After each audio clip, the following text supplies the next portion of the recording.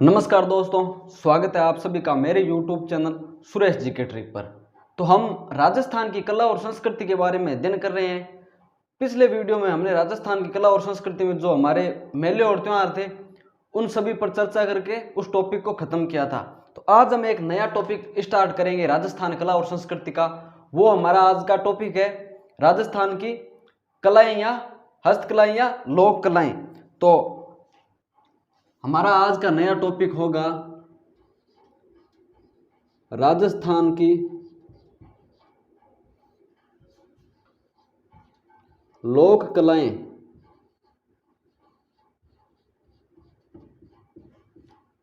या हस्तकलाएं।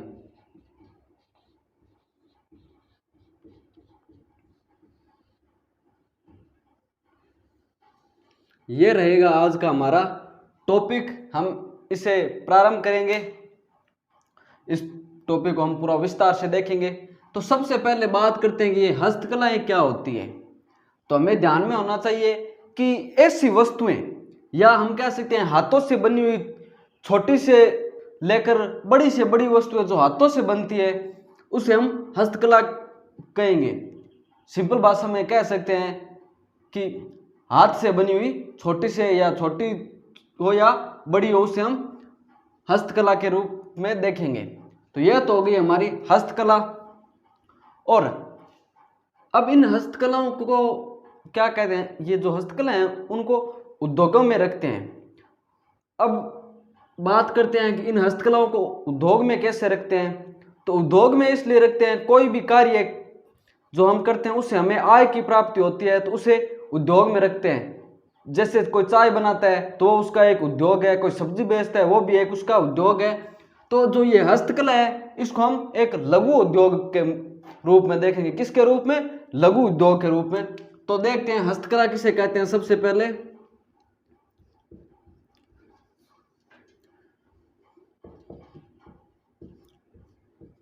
छोटी, देखिए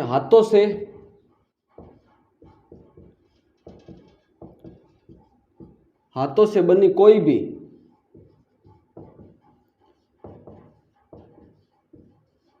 छोटी से छोटी हो या बड़ी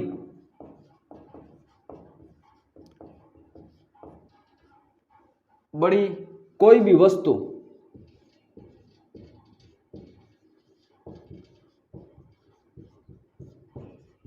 हो उसे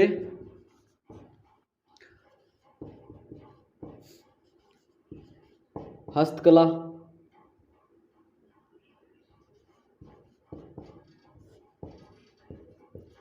कहते हैं। यह तो हो गई हमारी हस्तकला। और जो ये हस्तकला है वो एक उद्योग है, और उद्योग में भी कौन सा है? लघु उद्योग। हस्तकला क्या है? हस्तकला एक लघु उद्योग है। कौन सा उद्योग है? लघु उद्योग है। यह तो बात हुई उद्योग के बारे में। अब हम जो राजस्थान के संदर्भ में इसकी बात करें तो हस्तकलाओं के संरक्षण के लिए राजस्थान में एक संस्था काम करती है, और उस संस्था का क्या नाम है? राजसिको। क्या? राजसिको। और उस राजसिको का पूरा नाम क्या है? राजस्थान लघु उद्योग निगम। क्या? राजस्थान लघु उद्योग निगम। और उसका मुख्यालय कहां पर है? जयपुर में। कहां पर? जयपुर में। और इस राजसिको की स्थापना कब हुई थी? 3 जून 1961 को राजसिको की स्थापना हुई थी। यह बात भी हमें ध्यान में होनी चाहिए कि जो राजस्थान में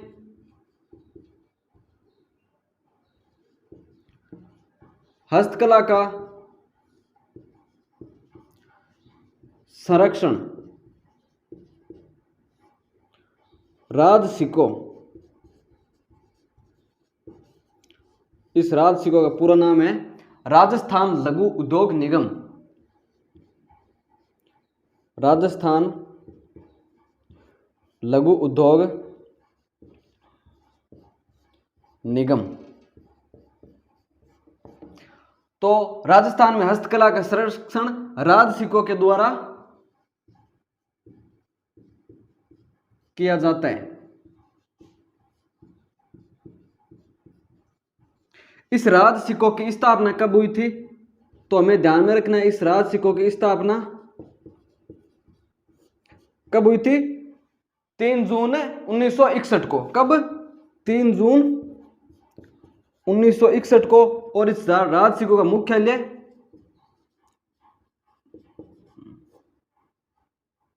हो गया जयपुर। कहां पर?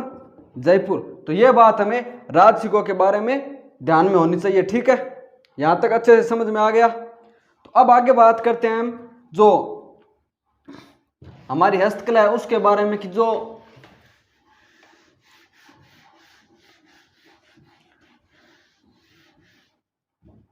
ये हमारी हस्तकला, इस हस्तकला का सबसे बड़ा हस्तकला का सबसे बड़ा केंद्र कहां पर है?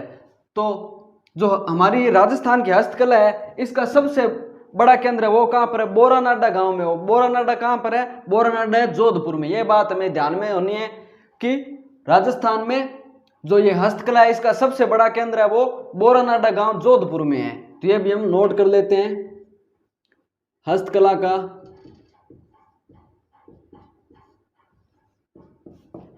सबसे बड़ा केंद्र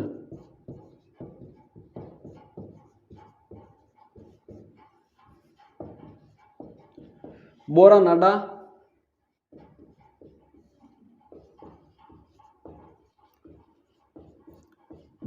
में है और बोरानाडा पड़ता है जोधपुर। अब बात करते हैं इसे सबसे बड़ा केंद्र क्यों मानते हैं, इस हस्तकला का बोरानाडा को सबसे बड़ा केंद्र क्यों कहते हैं? तो यहां से क्या होता है, यहां से जो जितनी भी सारी ये हस्त निर्मित वस्तुएं होती है उनका विदेशों में क्या होता है? निर्यात होता है। तो यह भी ध्यान में रखना, यहां से सभी हस्त निर्मित वस्तुओं का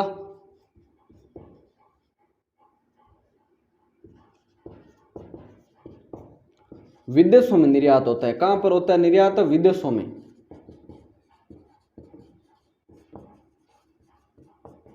यह बात हुई बोरानाडा की। ठीक है, इसके बाद एक आता है कि राजस्थान का हस्तकला का तीर्थ किसे कहा जाता है? तो हस्तकला का तीर्थ किसे कहते हैं? हस्तकला का तीर्थ जयपुर को कहते हैं। यह भी हमें ध्यान में होना चाहिए। हस्तकला का तीर्थ किसे कहते हैं? हस्तकला का तीर्थ है तो जयपुर को हस्तकला का तीर्थ कहते हैं। तो यह बात भी हमें ध्यान में होनी चाहिए। अब बात करते हैं जो हमारी राजस्थान सरकार है, जो ये हस्तकलाएं या हाथों से बनी हुई जो राजस्थान की वस्तुएं हैं उनको विदेशों में किस नाम से या किस लोगों से बेचती है? तो विदेशों में इन वस्तुओं का जो हस्त निर्मित वस्तुएं हैं इनको राजस्थान सरकार है वो राजस्थली नाम से, किस नाम से? राजस्थली नाम से विपणित करती है, या अर्थात राजस्थली का हम मान सकते हैं एक प्रकार का लोगो है। जैसे कोई नाम का ब्रांड है हम कह सकते हैं राजस्थली ये हस्तकलाओं का एक ब्रांड है। तो उसी ब्रांड से राजस्थान सरकार है जो विदेशों में ये हस्त निर्मित वस्तुओं का निर्यात करती है। तो ध्यान में होना चाहिए कि राजस्थान सरकार हस्त निर्मित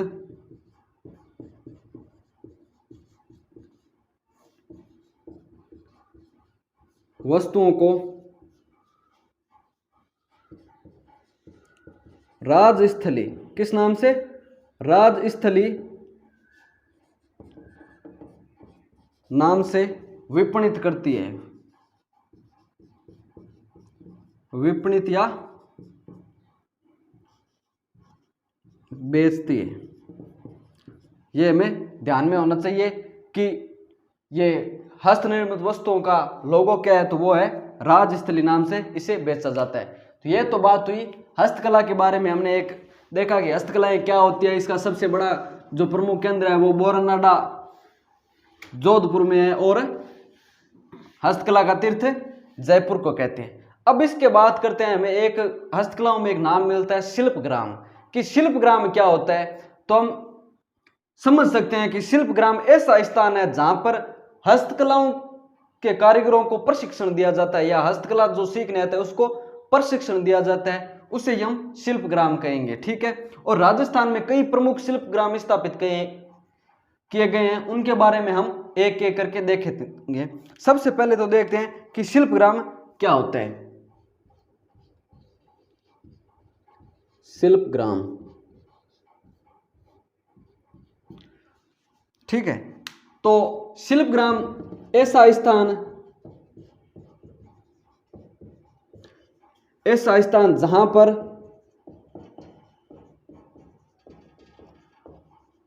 हस्तकला के कारीगरों को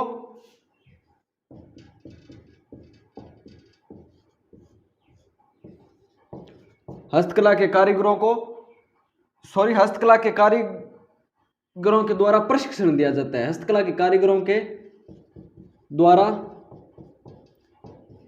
प्रशिक्षण दिया जाता है तथा सरकार द्वारा जो ये कारीगर होते हैं उनको आर्थिक प्रोत्साहन भी दिया जाता है। तो सरकार द्वारा प्रोत्साहन दिया जाता है।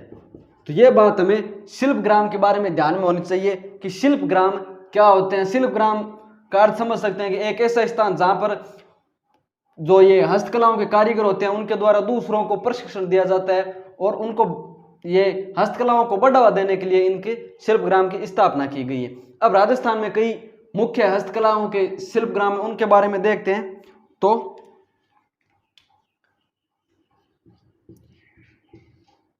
राजस्थान के प्रमुख शिल्प ग्राम,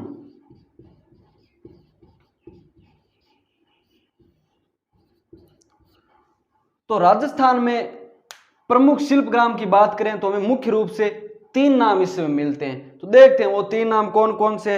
एक मिलता है हवाला शिल्प ग्राम। हवाला शिल्प ग्राम कहां पर है? ये उदयपुर में है। कहां पर? उदयपुर में। और दूसरा जो हमें मिलता है वो है जवाहर कला केंद्र। कौन सा? जवाहर कला केंद्र। और जवाहर कला केंद्र वो कहां पर है? जयपुर में है। और इस जवाहर कला केंद्र का जो वास्तुकार है वो कौन था? चार्ल्स कोरिया। कौन? चार्ल्स कोरिया। तो यह भी हमें ध्यान में होना चाहिए। और जो तीसरा राजस्थान का सबसे प्रमुख शिल्प ग्राम है वो है कौन सा? पाल शिल्प ग्राम। कौन सा? पाल शिल्प ग्राम। और पाल शिल्प ग्राम कहां पर है? वो है जोधपुर में। ये तीनों हम नोट कर लेते हैं। हवाला शिल्प ग्राम, ये हवाला शिल्प ग्राम कहां पर है? तो ये उदयपुर में। कहां पर? उदयपुर में। उदयपुर। दूसरा कौन सा है हमारा? जवाहर कला केंद्र। और ये जवाहर कला केंद्र कहां पर है?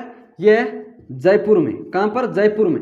और इसका वास्तुकार क्वेश्चन आ जाए कि जवाहर कला केंद्र का वास्तुकार कौन था, तो ध्यान में रखना कि जवाहर कला केंद्र का वास्तुकार है वो चार्ल्स कोरिया था। कौन था? चार्ल्स कोरिया। ये हमें ध्यान में होना चाहिए जवाहर कला केंद्र के वास्तुकार के बारे में। और तीसरा जो हमारा प्रमुख शिल्प ग्राम है वो है कौन सा? पाल शिल्प ग्राम। कौन सा? पाल शिल्प ग्राम। पाल शिल्प ग्राम। और ये पाल शिल्प ग्राम कहां पर है? तो ये है जोधपुर में। कहां पर? जोधपुर में। जोधपुर। ये बात हुई हमारे राजस्थान के जो प्रमुख शिल्प ग्राम है उनके बारे में। अब हम आगे देखते हैं कि राजस्थान में जो कुछ कई अलग अलग प्रकार के उद्योग है, तो उनमें से एक जो दरी उद्योग है उसके लिए भी कई शिल्प ग्राम स्थापित किए गए हैं। 3 प्रमुख शिल्प ग्राम है, उनके बारे में भी हम चर्चा कर लेते हैं।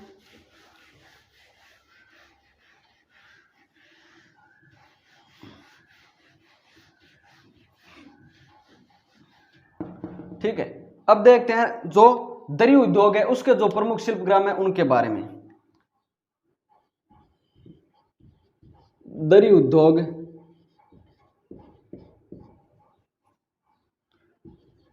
के प्रमुख शिल्प ग्राम। तो ये दरी उद्योग के प्रमुख शिल्प ग्राम है वो क्यों स्थापित किए गए? तो ये जो दरी उद्योग के प्रमुख शिल्प ग्राम है ये दरी उद्योग को बढ़ावा देने के लिए स्थापित किए गए थे। ठीक है, तो इनमें जो हमें 3 उद्योग जो शिल्पग्राम मिलते हैं दरी उद्योग के लिए, उनको हम देखते हैं। एक हमें मिलता है बस्सी, और बस्सी कहां पर है? चित्तौड़गढ़ में। दूसरा मिलता है उमराव, कौन सा शिल्पग्राम? उमराव, और उमराव पड़ता है बूंदी में। और तीसरा मिलता है धारियाबाद, धारियाबाद कहां पड़ता है? प्रतापगढ़ में। तो ये तीनों हमें ध्यान में होने चाहिए कि पहला तो है बस्सी, ये पड़ता है चित्तौड़ में, चित्तौड़गढ़। दूसरा हमें मिलता है वो है उमराव, कौन सा? उमराव, और ये उमराव है वो पड़ता है बूंदी में। कहां पर? बूंदी में। तीसरा हमें शिल्पग्राम मिलता है दरी उद्योग के लिए, वो है धारियाबाद, कौन सा? धारियाबाद, और धारियाबाद कहां पड़ता है? ये पड़ता है प्रतापगढ़ में, धारियाबाद, ये प्रतापगढ़। ये हो गए हमारे दरी उद्योग के प्रमुख शिल्पग्राम है उनके बारे में। ठीक है, यहां तक अच्छे से समझ में आ गया होगा। अब हम देखते हैं राजस्थान में जो प्रमुख हस्तकलाएं हैं उनके बारे में एक एक करके विस्तार से अध्ययन करेंगे। तो सबसे पहले हम जो हमारा उद्योग है हस्तकला उद्योग है वो है पोट्री। तो हम देखेंगे पोट्री के बारे में विस्तार से देखेंगे। किसके बारे में? पोट्री। तो समझते हैं कि पोट्री क्या है और ये पोट्री हस्तकला कहाँ की प्रसिद्ध है, कैसे ये प्रचलन में आई और कहां से आई, उसके बारे में हम देखते हैं। तो बात करते हैं पोट्री की। तो वह ये पोट्री का अर्थ समझते हैं, यह एक ऐसी कला है जिसमें क्या होता है, जो चीनी मिट्टी के बर्तन होते हैं ना, उन पर चित्रकारी की जाती है। किस पर की जाती है? जो पोट्री कला में जो चीनी के बर्तन, या हम कह सकते हैं जो चीनी मिट्टी के बर्तन बने होते हैं, उन पर चित्रकारी या कलाकारी की जाती है। तो उसे क्या कहेंगे? हम पोट्री कहेंगे। क्या? पोट्री कहेंगे। तो यह बात हमें ध्यान में होनी चाहिए कि वह कला जिसमें चीनी बर्तनों के ये एक प्रकार की मिट्टी से बने होते हैं, चीनी मिट्टी के बर्तनों पर चित्रकारी या कलाकारी की जाती है। बर्तनों पर चित्रकारी या कलाकारी की जाती है। ये तो होगी हमारी पोट्री। अब हम बात करते हैं जो ये पोट्री है, इस पोट्री के इतिहास की बात करते हैं। तो ये जो पोट्री कला है इसको प्राचीन काल में किस नाम से जाना जाता था? तो ये पोट्री कला को प्राचीन काल में मर्मण्य कला कहते थे। क्या कहते थे? मर्मण्य कला। तो प्राचीन में इस कला को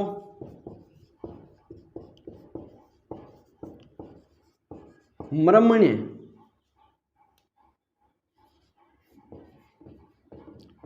कला कहते थे। यह हुई प्राचीन की बात। ठीक है, और ये जो पोट्री कला है ये मूलतः कहां की थी? तो ये पोट्री कला है वो मूलतः फर्सिया या ईरान की थी। हम कह सकते हैं कि ये जो पोट्री है वो विदेशों से हमारे भारत में लाई गई है। तो ये पोट्री कहां की थी? मूलतः ये पर्शिया ईरान की थी। कहां की थी? पर्शिया ईरान की।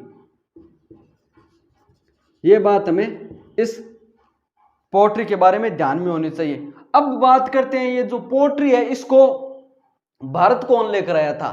तो मुगल वंश में एक शासक हुआ अकबर, सब परिचित है, अकबर से अच्छे से पता है सबको कि अकबर कौन था। तो वो अकबर है जो ये पोट्री कला इसको पर्शिया से भारत लेकर आया था। कहां लेकर आया था? भारत। तो क्या है, जो आजादी से पहले ना भारत और पाकिस्तान एक ही थे। तो उस समय जो अब वर्तमान में लाहौर पाकिस्तान में है, लेकिन उस समय भारत में ही थे। इसलिए क्वेश्चन आ जाए तो हमें ध्यान में रखना है कि जो ये पोट्री कला इसको भारत कौन लेकर आया था, तो हमें अकबर ही उत्तर देना है। चाहे भले ही वो लाहौर लेकर आया था इस कला को, लेकिन लाहौर उस समय भारत में ही था। इसलिए इसका सही उत्तर भारत ही होगा कि भारत में पोट्री कला को अकबर लेकर आया था। तो ये बात हमें ध्यान में रखना है कि अकबर इस कला को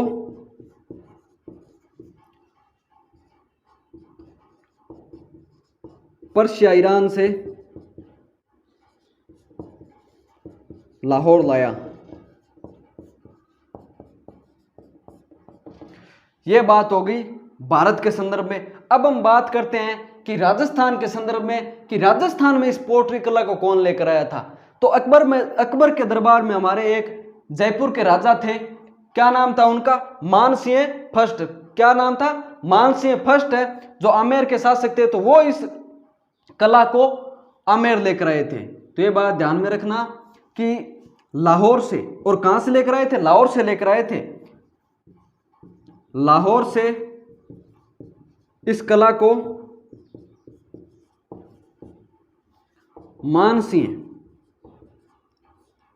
मानसिंह प्रथम, कौन, मानसिंह प्रथम आमेर लाए थे, आमेर लाए थे। तो ये बात हमें इस पोट्री कला के बारे में ध्यान में होना चाहिए। तो हमने पढ़ लिया पोट्री कला का इतिहास। अब बात करते हैं कि राजस्थान में कई प्रकार की पोट्रियां प्रचलित है, या मुख्य रूप से 4 प्रकार की राजस्थान में पोट्रियां, ये पोट्री कला है वो प्रचलित है। तो उन एक एक के बारे में, सब के बारे में हम देखते हैं।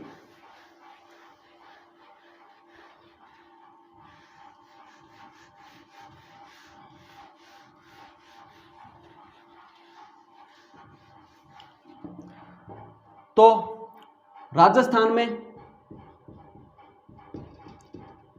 4 प्रकार की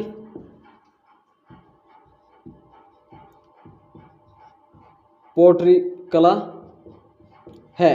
तो एक एक करके हम चारों के बारे में देखते हैं। तो सबसे पहले हम देखेंगे किसके बारे में, ब्लू पोट्री के बारे में। किसके बारे में, ब्लू पोट्री के बारे में। और इसी ब्लू पोट्री को नीली पोट्री भी कहते हैं।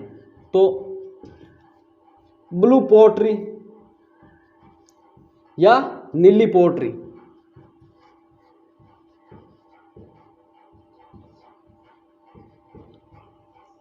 बात करते हैं ब्लू पोट्री या नीली पोट्री। ये तो हो गए इसके नाम, और ये कहां की प्रसिद्ध है।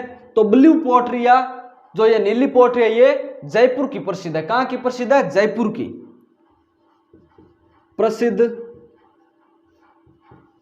जयपुर। ये हमें ध्यान में होना चाहिए, क्यों सुना जाए कि ब्लू पोट्री कहां की प्रसिद्ध है। तो ध्यान में रखना, ये जयपुर की प्रसिद्ध है। जब इस पोट्री कला से जो चीनी मिट्टी के बर्तन होते हैं उस पर कलाकारी की जाती है, तो उसके लिए हमें 5 तत्वों की आवश्यकता पड़ती है। और देखते हैं वो 5 तत्व कौन कौन से, किन किन तत्वों की आवश्यकता पड़ती है। तो इसके लिए 5 तत्वों की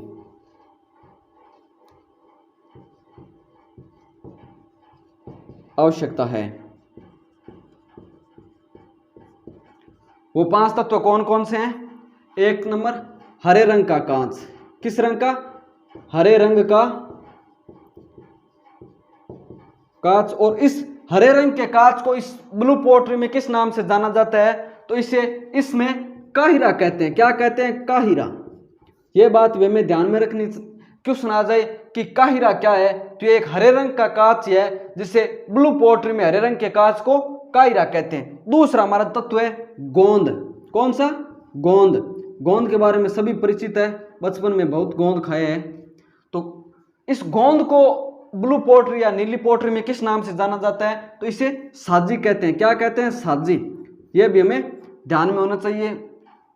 तीसरा हमारा जो तत्व है वो है सोडियम कार्बोनेट। क्या है, सोडियम कार्बोनेट, सोडियम कार्बोनेट। चौथा हमारा तत्व है वो क्या है, क्वार्ट्ज। कौन, क्वार्ट्ज। और पांचवा हमारा तत्व है वो है मुल्तानी मिट्टी, या प्राचीन में महिलाओं का यही होता था, फेस वॉश मान लो, या सुंदरता के लिए इसी का इस्तेमाल करती थी महिलाएं, मुल्तानी। राजस्थानी में इसे क्या, मेट कहते हैं, मिट्टी। ये तो हो गए हमें जो ब्लू पोट्री के लिए आवश्यक 5 तत्व हैं उनके बारे में। तो अब हम देखते हैं इस ब्लू पोट्री में इन 5 तत्वों का कैसे इस्तेमाल किया जाता है। इन तत्वों को एक अनुपात में मिला लेते हैं, और फिर देख, जैसे ये एक हमने एक ये बर्तन है, मान लीजिए ये एक बर्तन है, ठीक है। और इन पांचों तत्वों को एक निश्चित अनुपात में मिला लिया, और ये जो बर्तन है, इस बर्तन को पोट्री करने या ब्लू पोट्री की कलाकारी करने से पहले क्या करते हैं, इस बर्तन को एक 800 डिग्री के ताप पर तपाते हैं या पकाते हैं, 800 डिग्री सेंटीग्रेड के ताप पर गर्म करते हैं। ठीक है, इसे गर्म कर लिया और फिर इन पांचों मिश्रणों को एक निश्चित अनुपात में मिला लिया, और फिर इससे मिश्रणों को मिलाकर उस पर ये कलाकारी कर दी जाती है, और इसी को हम क्या कहेंगे, ब्लू पोट्री कहेंगे, इसी को ब्लू पोट्री कहेंगे। तो इतना सब करते समय जो ये इस ब्लू पोट्री की कलाकारी करते समय लगभग एक मटके पर जो कलाकारी करते हैं उसमें 15 से 20 हजार रुपए का खर्चा आता है। तो ये ब्लू पोट्री हम जैसे लोगों के लिए तो बनी नहीं है, ये रईसों की पोट्री या अमीरजादों की पोट्री है, इसलिए इस पोट्री का अन्य नाम क्या हो जाएगा, इसका अन्य नाम महंगी होने का कारण इसका अन्य नाम पड़ गया रईस पोट्री। क्या, रईस पोट्री। यह भी हमें ध्यान में होना चाहिए कि इसका एक अन्य नाम रईस पोट्री में महंगी होने के कारण इसे रईस पोट्री कहा गया है। ठीक है, यह बात हुई पोट्री की, यहां तक समझ में आ गया। आगे बात करते हैं इसी ब्लू पोट्री के बारे में ही।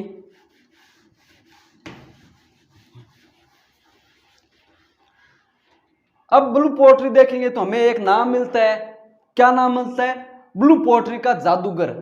तो ब्लू पोट्री का जादूगर किसे कहते हैं, तो ब्लू पोट्री का जादूगर कृपाल सिंह शेखावत को कहते हैं। किसको कहते हैं, कृपाल सिंह शेखावत को। और ये कृपाल सिंह शेखावत कहाँ का निवासी था, तो ये मऊ गांव का, और मऊ गांव पड़ता है सीकर में, अर्थात ये जो कृपाल सिंह शेखावत है वो सीकर जिले के मऊ गांव का निवासी था। ये ध्यान में रखना कि ब्लू पोट्री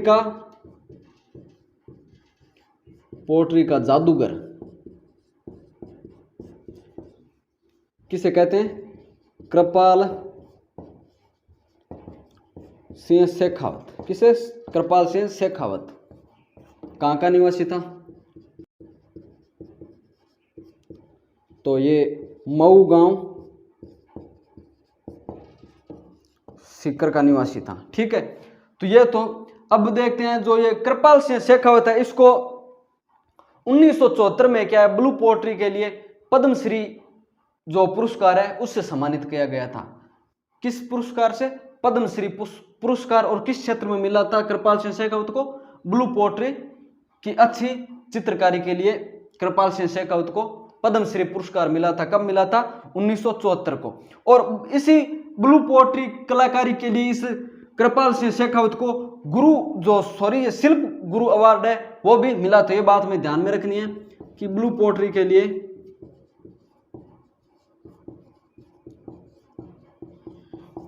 कृपाल सिंह को 1974 में पद्मश्री, कौन सा पुरस्कार मिला था, पद्मश्री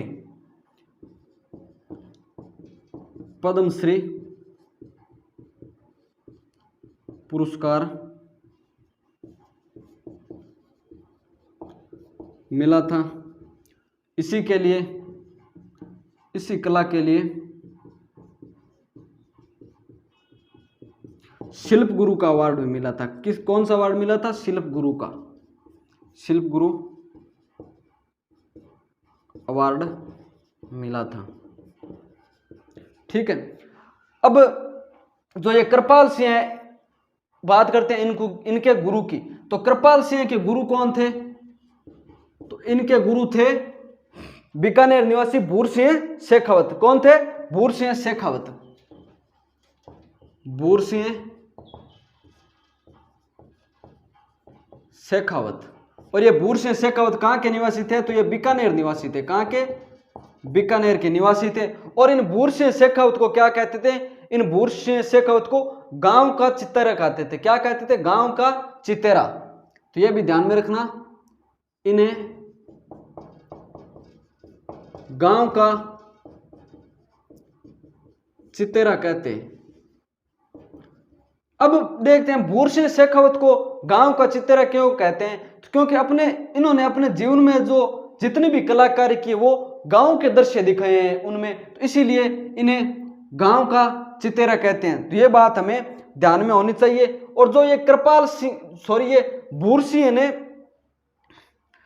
जो ये भूर सिंह के कृपाल सिंह के गुरु हो गए, और जो इन्होंने कृपाल सिंह, इन्होंने ब्लू पोएट्री में कितने रंगों का प्रयोग किया? 25 रंगों का प्रयोग किया। कितने रंगों का? 25 रंगों का। तो कृपाल सिंह ने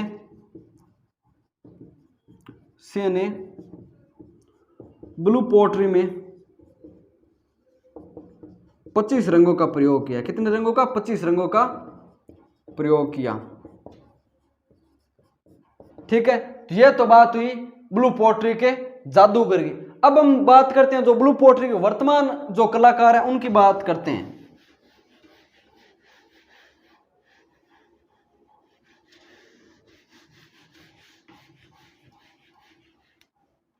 तो ब्लू पोएट्री के वर्तमान कलाकार, तो ब्लू पोएट्री के वर्तमान कलाकारों में हमें 3 नाम मुख्य रूप से मिलते हैं। क्या क्या नाम मिलते हैं? खेमाराम, दूसरा नाम मिलता है हमें सत्यनारायण। क्या? सत्यनारायण। और तीसरा जो हमें नाम मिलता है वो है प्रभुलाल। क्या? प्रभुलाल। ये तो वे जो इस ब्लू पोएट्री है उसके जो वर्तमान में पुरुष कलाकार है उनके बारे में। अब बात करते हैं महिला कलाकारों के बारे में। महिला कलाकार, तो महिला कलाकारों में हमें मुख्य रूप से तो नाम मिलता है वो है सौ नाथीबाई का। किसका नाम मिलता है? सौ नाथीबाई का। सौ नाथीबाई। और वर्तमान में इसकी बात करें, वर्तमान में तो वो नाम मिलता है किसका? मीनाक्षी राठौड़ का। तो क्वेश्चन पूछ ले कि वर्तमान में ब्लू पोएट्री की महिला कलाकार है, तो ध्यान में रखना वो है मीनाक्षी राठौड़। कौन है? मीनाक्षी राठौड़। तो ये बात हमें इस ब्लू पोएट्री के बारे में ध्यान में होनी चाहिए। हमने जो सारे देख लिए इस ब्लू पोएट्री के। अब एक बात करते हैं, जो ये ब्लू पोएट्री है इसका सर्वाधिक विकास कब हुआ था? तो ब्लू पोएट्री का राजस्थान में सर्वाधिक विकास है वो राम सिंह द्वितीय के काल में हुआ था। किसके काल में हुआ था? राम सिंह द्वितीय के काल में। वो भी हम नोट कर लेते हैं कि ब्लू पोएट्री का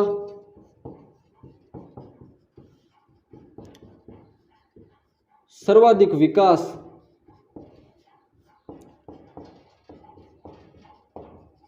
राम सिंह द्वितीय के काल में हुआ। किसके काल में? राम सिंह द्वितीय के काल में हुआ था। जो आमेर के शासक थे मान सिंह, वो इस कला को लेकर तो आ गए, आमेर लेकर आए थे, लेकिन उनके बाद जो कला, जो उनके बाद शासक हैं उनके काल में ये जो ब्लू पोएट्री है वो लुप्त हो गई थी, हम कहें कि कम हो गई थी। लेकिन जब 300 वर्षों बाद ये राम सिंह द्वितीय वापस शासक बने तो इन्होंने इस कला को पुनः जीवित किया। इसलिए ऐसा कहा जाता है कि राम सिंह द्वितीय के काल में जो कालू व चूड़ामन नाम के 2 व्यक्ति थे, जो दिल्ली में एक इस ब्लू पोएट्री का प्रमुख कलाकार था, उसका नाम था भोला। तो जो ये कालू व चूड़ामन है वो दिल्ली जाकर उस भोला कुमार के पास इस कला को सीखा और वापस जयपुर आए और इस कला को पुनः जीवित किया। तो ये बात भी हमें ध्यान में होनी चाहिए कि राम सिंह द्वितीय के काल में कालू व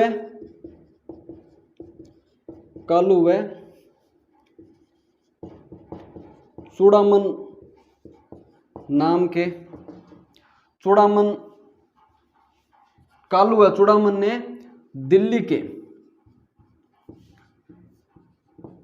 दिल्ली जाकर भोला कुम्हार से इस कला का प्रशिक्षण लिया।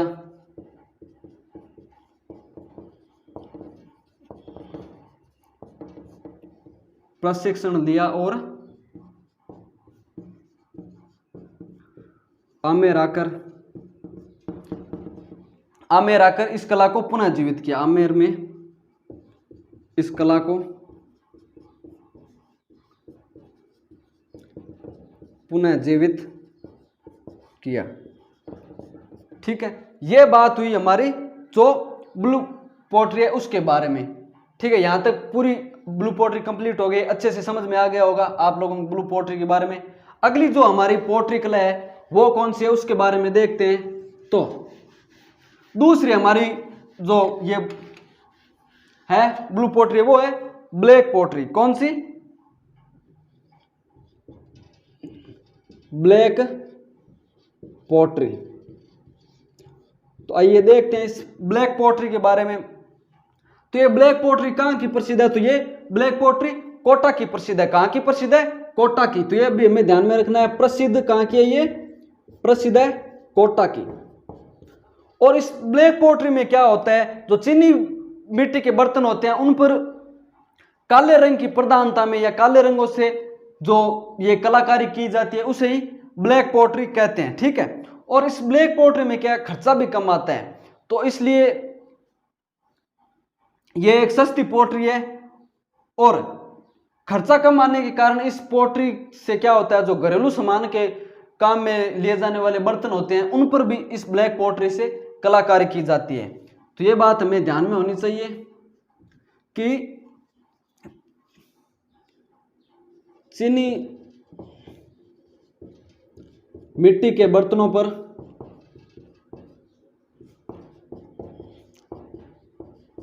काले रंग की प्रधानता में कलाकारी की जाती है। यह तो बात हुई ब्लैक पोट्री की। अब इस ब्लैक पोट्री को घरेलू जो बर्तन होते हैं उन पर की जाती है। तो घरेलू बर्तनों में ये मुख्यतः किस में की जाती है? गमले दानों में, कप पर, प्लेट पर और दाने या दोने पर की जाती है। क्यों सुनाया था कि निम्न में से किस पोट्री का प्रयोग गमले दाने में या वो जो प्लेट है उस पर किया जाता है? तो ध्यान में रखना कि ब्लैक पोट्री से चित्रकारी है वो गमले दाने में की जाती है। तो ये भी ध्यान में रखना, इस पोट्री से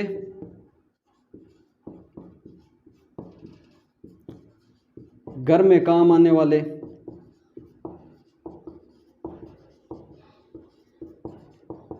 बर्तनों तथा गमले दाना, कप व प्लेट आदि पर चित्रकारी की जाती है। ठीक है, ये हो गई हमारी ब्लैक पोट्री। तो ब्लैक पोट्री का ध्यान रखना कि प्रसिद्ध कोटा की और काले रंग की प्रधानता में इसकी कलाकारी की जाती है और ये मुख्य रूप से बर्तनों व गमलेदानों, कप, प्लेट आदि पर इस चित्रकारी को की जाती है और ये सस्ती भी पड़ती है। ये बात होगी ब्लैक पोट्री की। अगली जो हमारी पोट्री है वो है सुनहरी पोट्री। कौन सी है? सुनहरी पोट्री। तो देखते हैं सुनहरी पोट्री के बारे में कि क्या है सुनहरी पोट्री। तो अगली हमारी पोट्री है सुनहरी पोट्री। सुनहरी पोट्री, और इसी का दूसरा नाम है वो है गोल्डन पोट्री। क्या? Golden pottery. Golden pottery. तो ये सुनहरी पोट्री या गोल्डन पोट्री कहां की प्रसिद्ध है? तो ये प्रसिद्ध है कहां की? बीकानेर की। किस स्थान की? बीकानेर की। और अगर बीकानेर ऑप्शन में न हो तो ध्यान में रखना, बीकानेर ऑप्शन में नहीं हो तो हमें क्या करना है? जैसलमेर करना है। क्या करना है? जैसलमेर। जैसलमेर। तो इन दोनों के बारे में ध्यान रखना कि गोल्डन पोट्री या सुनहरी पोट्री प्रसिद्ध तो है बीकानेर की। अगर बीकानेर ऑप्शन में न मिले तो हमें जैसलमेर का ध्यान रखना है कि गोल्डन पोट्री जैसलमेर की प्रसिद्ध है। तो इस पोट्री में क्या होता है? डेफिनेशन वही है कि इस पोट्री में गोल्डन या सुनहरे रंगों से चीनी बर्तनों पर, जो चीनी मिट्टी के बर्तन है उन पर कलाकारी की जाती है। ये भी हम नोट कर लेते हैं। इस कला में चित्रकारी सुनहरे रंगों से करते हैं। तो ये हो गई हमारी गोल्डन पोट्री। ठीक है, यहां तक अच्छे से समझ में आ गया कि गोल्डन पोट्री बीकानेर की प्रसिद्ध है, बीकानेर ऑप्शन में नहीं है तो जैसलमेर करना है, और इसमें सुनहरे रंगों से इस कलाकारी में प्रयोग किया जाता है। तो ये होगी गोल्डन पोट्री। अगली जो हमारी पोट्री हम देखते हैं उसके बारे में, अगली है हमारी डबल वर्क या कागजी पोट्री। कौन सी? डबल वर्क या कागजी पोट्री। तो देखते हैं डबल वर्क या कागजी पोट्री।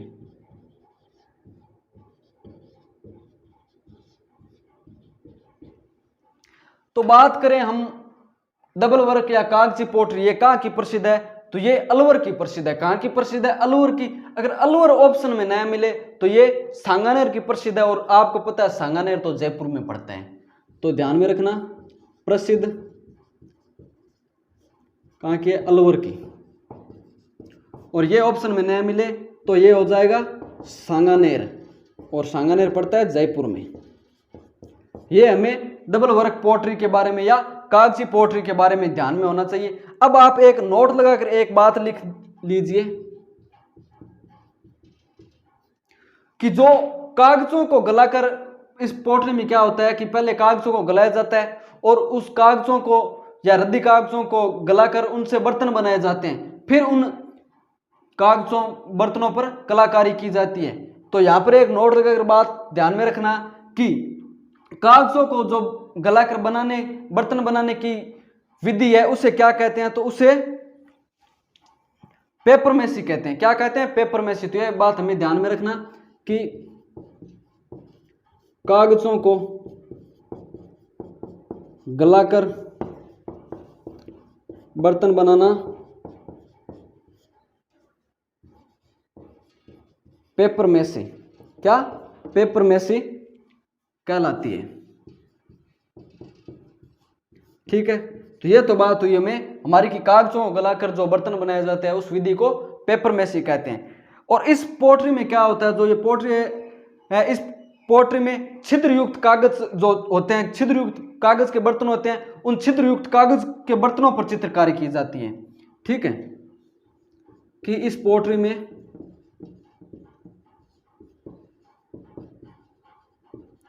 छिद्रयुक्त कागज के बर्तनों पर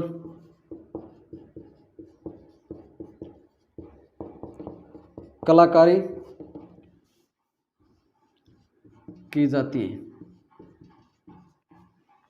और जो इस क्या होता है, इस पोट्री से जो निर्मित बर्तन होते हैं, उन बर्तनों में क्या तरल पदार्थों का प्रयोग नहीं किया जाता है, या कहें कि जो इस कागजी पोट्री से जो बर्तन, जिन बर्तनों पर कागजी पोट्री कलाकारी की जाती है, तो उनमें तरल पदार्थ का प्रयोग नहीं किया जाता। तो क्वेश्चन आया था पिछली बार कि निम्न में से किस पोट्री में जो द्रव्य पदार्थ है उनका प्रयोग नहीं किया जाता? तो ध्यान में रखना कि कागजी पोट्री में तरल या द्रव्य पदार्थों का प्रयोग नहीं किया जाता।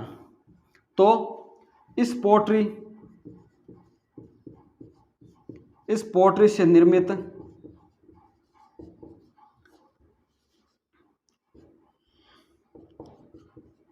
बर्तनों में तरल पदार्थों का प्रयोग नहीं किया जाता है।